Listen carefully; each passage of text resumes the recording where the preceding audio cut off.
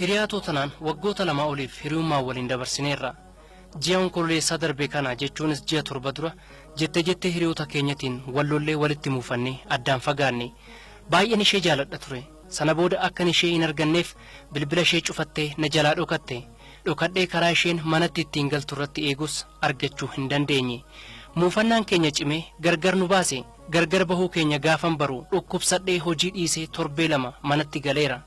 Nama kamiyyuu argaan jibbe hanga yoomittan akkanatti itti fufa jireenya biraa jiraachuu nan danda'a jedheen murteeffadhe. Ishee dagachuuf jecha intala takkaan wal bareen hiriyummaaf gaafadhe tole naan jette. Intalli yuunivarsiitii irraa eebbifamteet hojii barbaacha magaala teessi malee dhalattuu magaala sanaatii miti. Achiis beeksisa hordofee hojii barbaade fi amma hojii qabatteetti. Intala tanaan erga wal bare reefu ji'oota 4 miidhaa jaalalaa hiriyaatoo jalqabaa sanarraa na bayyanachiisteetti. Amma ishee sana baay'ee yaade hin beeku. Yeroo tokko garuu waggoota lamaan jaalalaan dabarsine yoo yaadadhu mataana dhukkuba. Ana dura hiriyaa biraa qabaattus anaaf hiriyaatoo jalqabaati. Jaalala ishee irratti waanan jalqabeef humnaa olan ishee jaaladhan ture.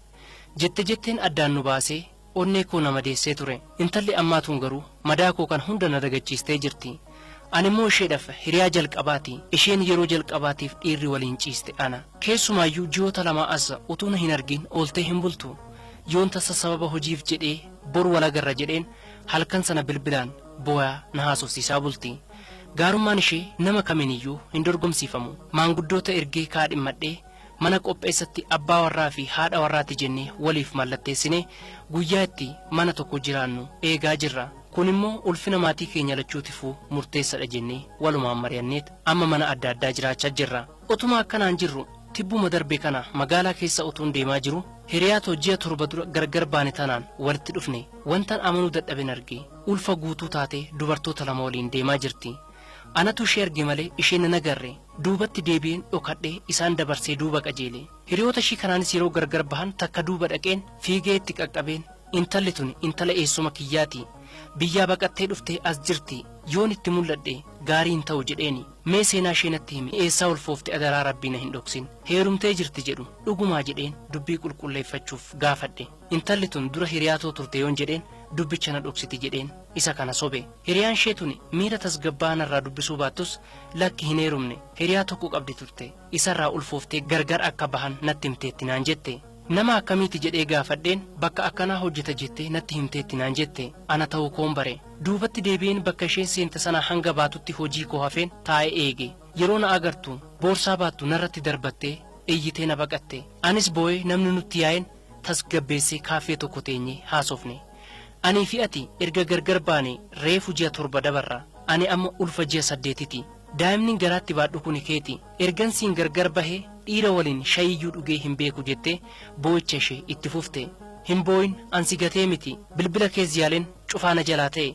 Manas dhufeen si dhabe jennaan si dagachuufan bilbila koo cufe. Hiriyoonni kee waan hin taane natti himan. Asin taa'u jedheen ji'a tokkoof maatii kootti gale. Ulfaa'u koo barraanan akka maatiin koo narratti hin beekneef jedheen gara na deebi'ee jiraachuu jalqabe. Yeroo addaan baanu sana ulfaa'u koo hin barre ture naan jette.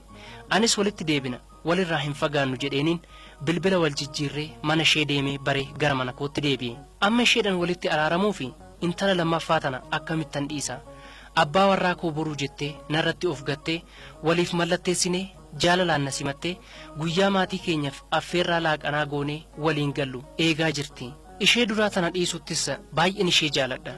Anaaf isheen jaalallee jalqabaati. Kana biraan immoo amma daa'ima koo garaatti baattee jirti. Durumayyuu yaalin ishee argachuudhaaf taasise tunaaf milkoofne malee ishee barbaadan ture. Kanaaf yaa dhaggeeffattoota marii utuu isin taatanii maal gootu garatti murteessuu dhabeen jiraatii hiriyaata ishee dura daa'ima garaatti siif baatte sanatti deebiinaan jettu moo ishii dhabuu keetiin miidhaa jaalalaa sirra gahaa ture sana kan si bayyanachiiste jaalalaanis si simattee si amantee waan hunda si waliin raawwatteetti waan ta'eef ishee waliin jiraadhu naan jettu utuu isin taatanii maal gootu.